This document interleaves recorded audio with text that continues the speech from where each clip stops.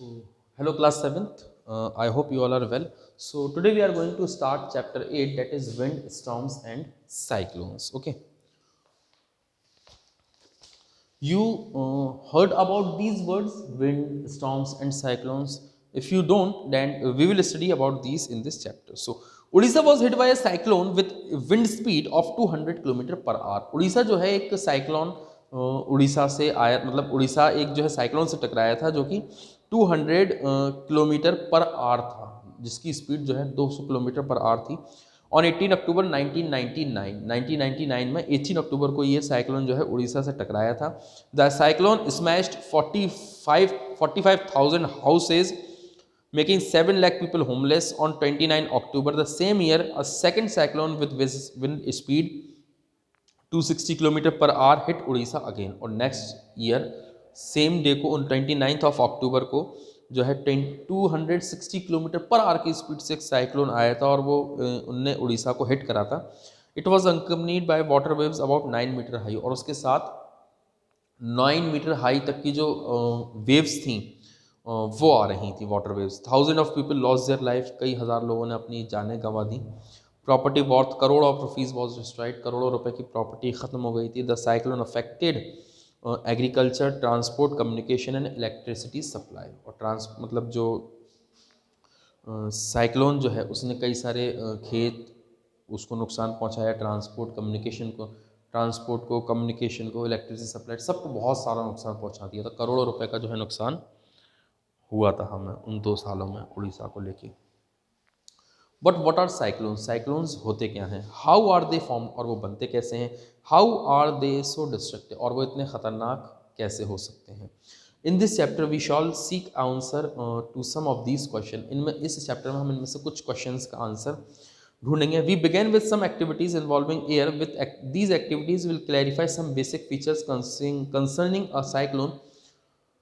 कुछ एक्टिविटीज़ करेंगे जो कि हमें साइक्लोन्स के बारे में कुछ जनरल इन्फॉर्मेशन देंगी. Before we begin, reminder that the moving air is called wind. और उससे पहले आप ये जान लें कि जो मूविंग एयर होती है उसे हम विंड कहते हैं. Moving air is called wind. ठीक है ना. Air exerts pressure. एयर जो है प्रेशर को एक्सर्ट करती है, यानी एयर के साथ एक प्रेशर होता है.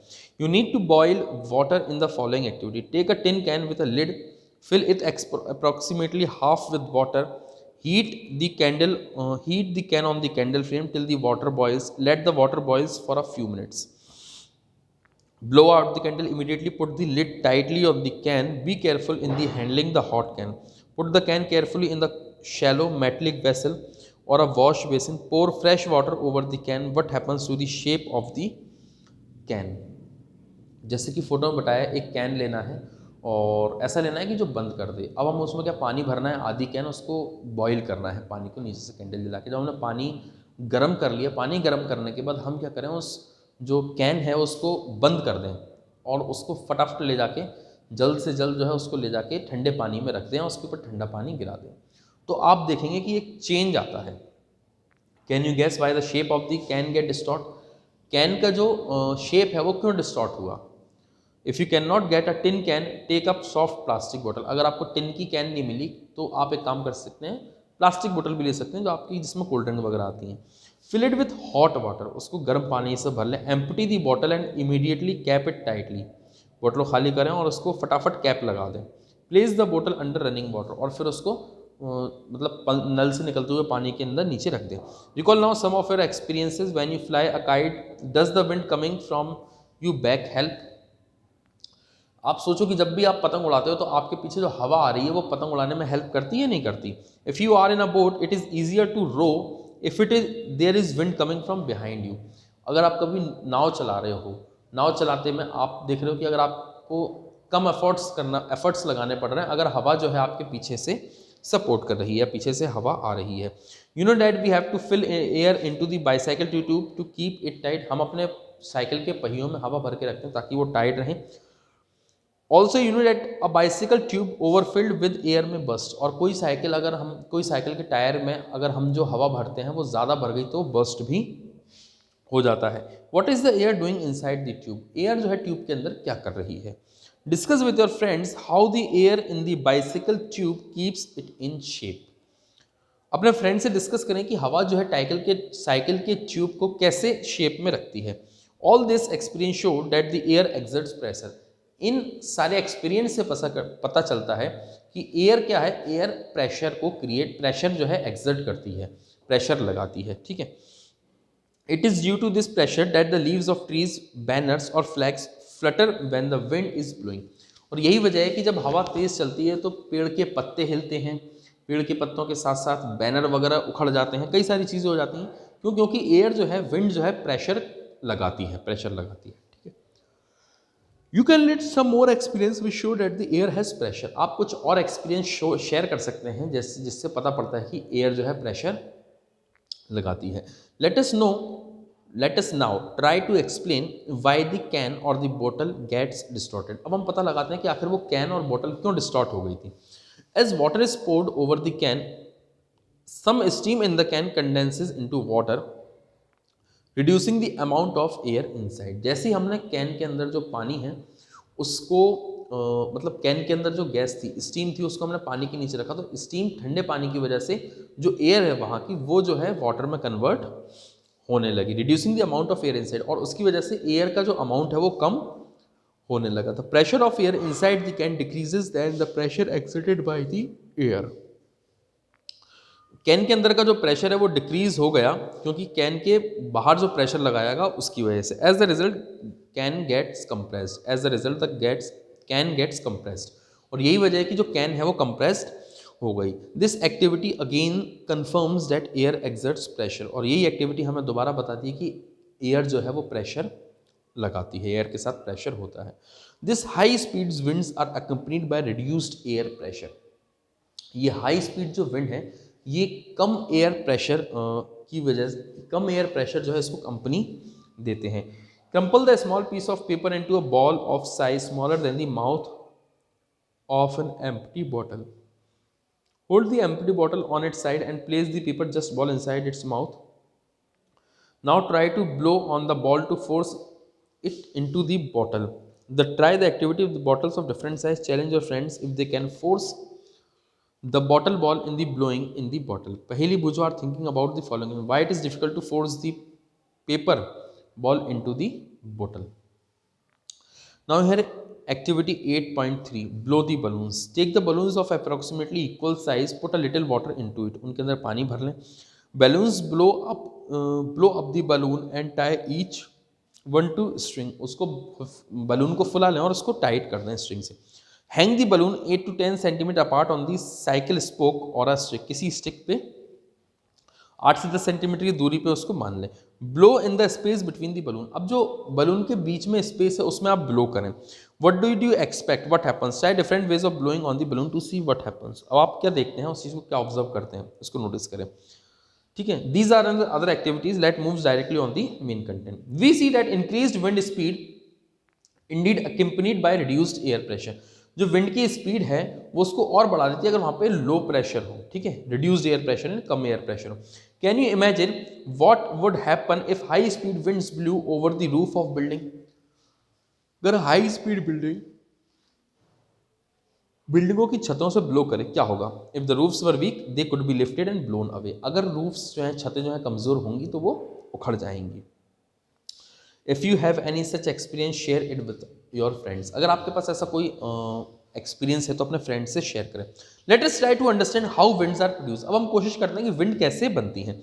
How they bring rain and how they can be destructive sometimes. वो कैसे बारिश को लाती हैं और वो कभी कभी कैसे इतना खतरनाक हो सकती हैं। You already know that when air moves it is called wind. जब भी हमने पहले आपको बता रखा है कि एयर जब भी मूव करती है उसको विंड कहा जाता है। Air moves from the region where the air pressure is high to the region where the pressure is low. Air हमेशा high pressure to low pressure की तरफ मूव करती है। The greater the difference in the pressure the faster the air move. जितना ज्यादा difference होगा उतना ज्यादा ही एयर मूव करेगी फास्ट, ठीक है। But how are the pressure differences created in nature. लेकिन प्रेशर डिफरेंसेस मतलब प्रेशर में फर्क कैसे आ जाता है नेचर में, ये हमें पता करना है। Is the difference in temperature involve. कि टेम्परेचर के अंदर जो डिफरेंस होता है उससे कुछ ऐसा होता है क्या। The following activities will help you to understand this. Air expands on heating, है ना। एयर जो है हीट होने पे एक्सपेंड होती है। ओके, सो अगर हम बात करें, the warm air is therefore lighter than the cold air.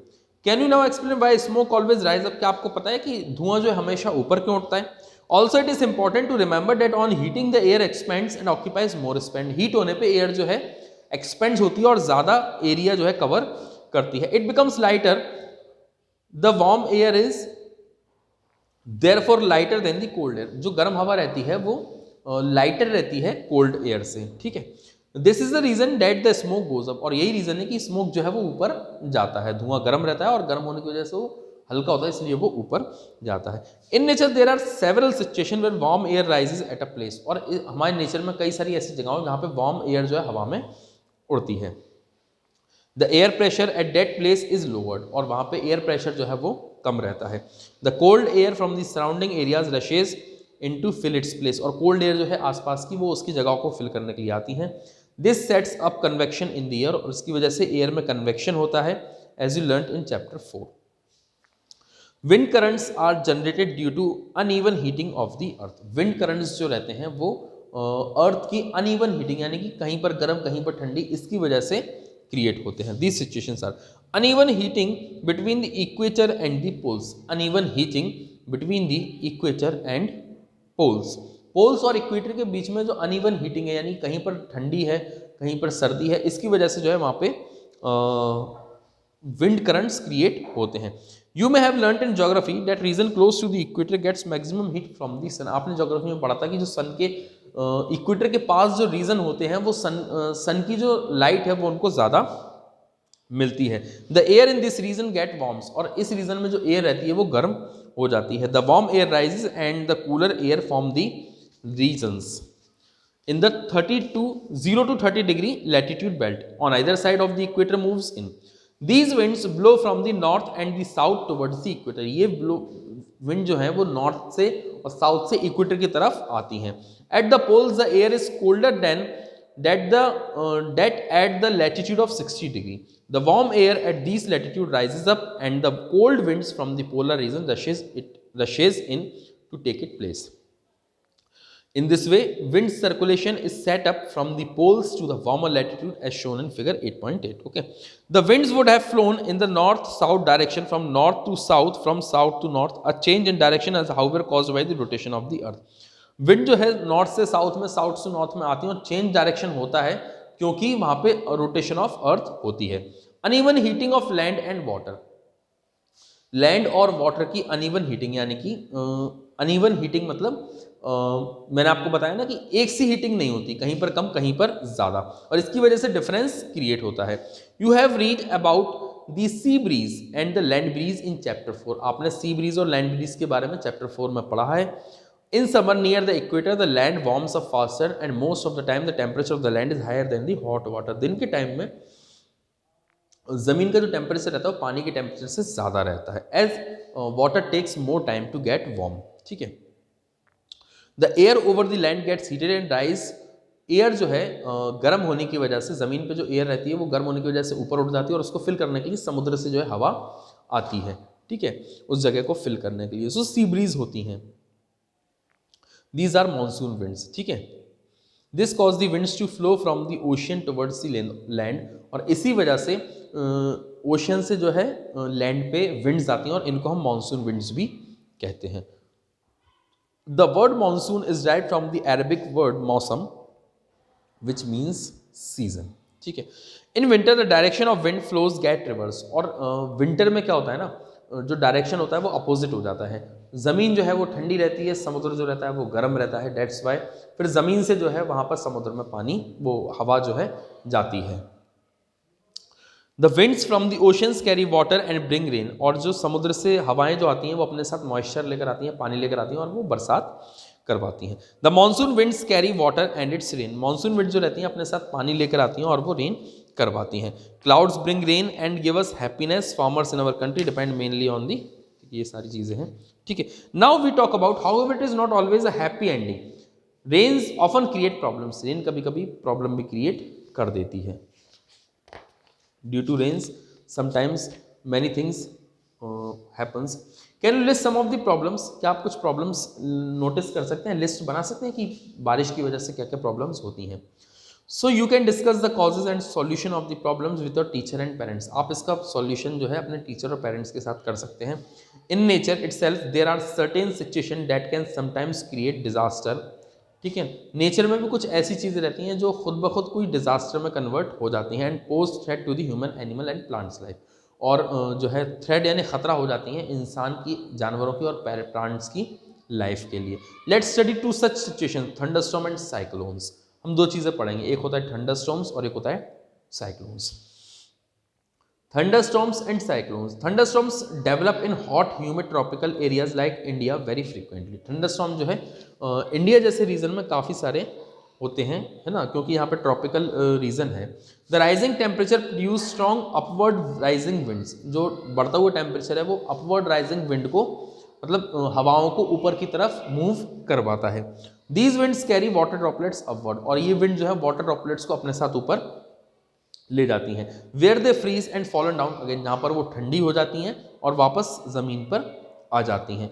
The Swift movement of the falling water droplets along with the rising air create lightning and sound, और यही मूवमेंट जो है ऊपर जाता है, ऊपर जाते वक्त जो मूवमेंट होता है एयर का वाटर ड्रॉपलेट्स के साथ, ये लाइटनिंग का साउंड प्रोड्यूस करता है और वहाँ पर लाइटनिंग होती है। This is known as thunderstorm, और इसी को हम कहते हैं बिजली का कड़कना, ठीक है। You will read about lightning in higher classes, आप हायर क्लासेस में इसके बारे में और पढ़ेंगे, ठीक है।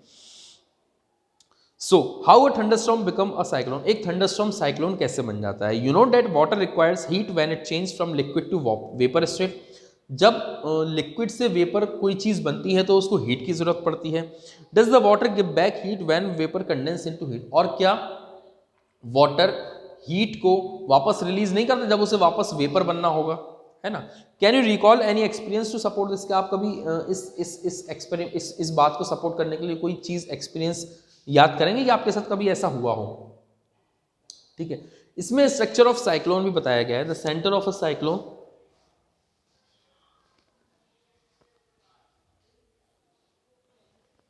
yes, so here is structure of cyclone is also there.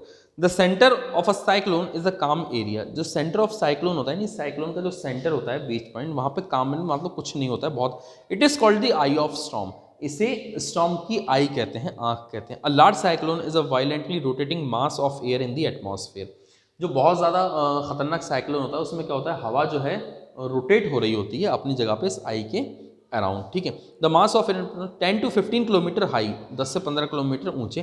The diameter of an eye varies from 10 to 30 kilometre, जो आई रहती है उसका जो डायमीटर रहता है वो या तो 10 से लेकर 30 किलोमीटर के बीच में कुछ भी हो सकता है।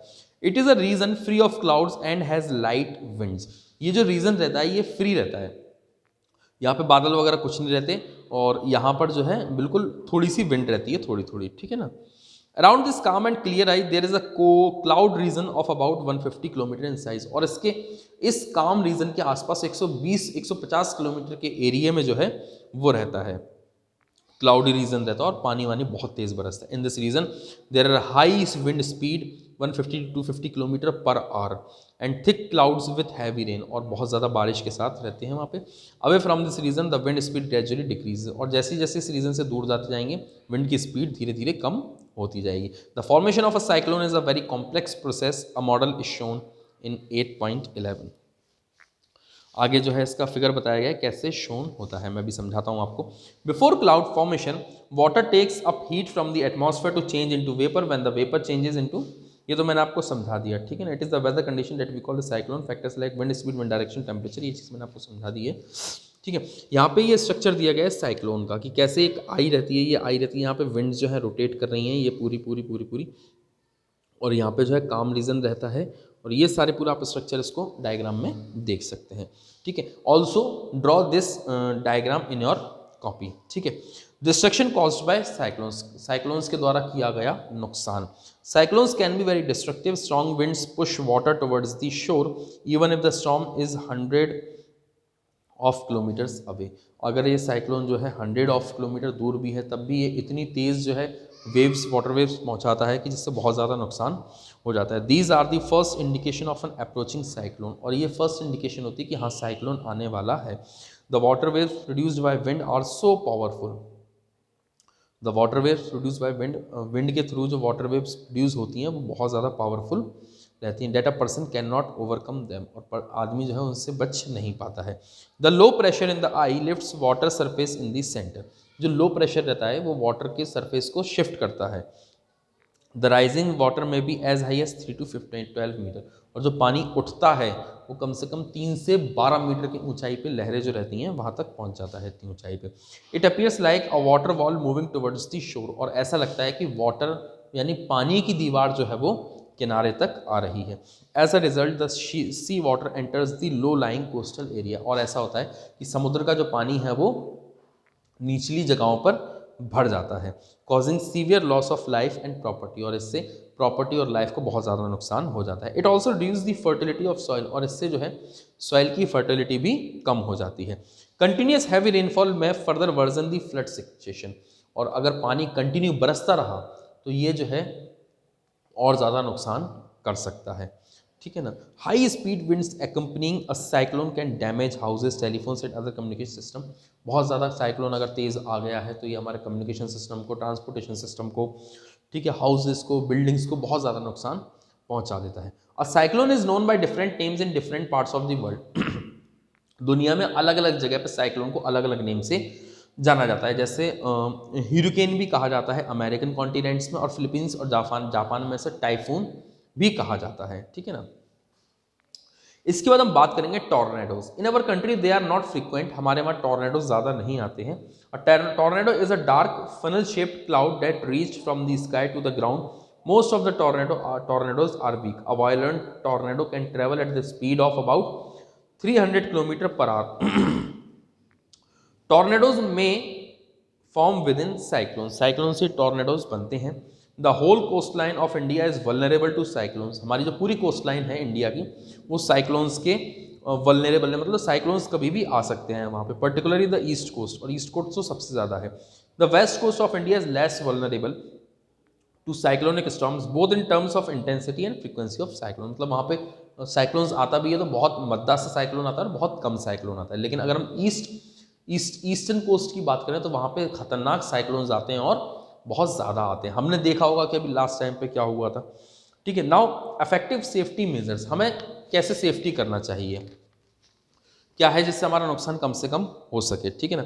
जब भी ऐसा हो, government agencies, the ports, fisherman ships and to general public, construction of cyclone shelters in the cyclone prone areas and administrative arrangement for moving people fast to safer place. अगर साइक्लोन आता है तो हमारे पास शेल्टर जोन होना चाहिए जहां पर cyclone आने वक्त हम लोगों को सेफ्टी से पहुंचा सकें, ठीक है। Action on the part of the people, लोग क्या करना चाहिए, हम लोगों को क्या करना चाहिए अगर कभी साइक्लोन का सामना हो।